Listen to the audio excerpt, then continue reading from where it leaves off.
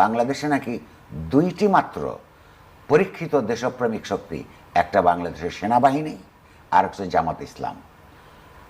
বাংলাদেশের জামাত ইসলাম দেশপ্রেমিক সেনাবাহিনী, আপনার কি মনে পড়ে আপনি একজন মুক্তিযোদ্ধা ছিলেন?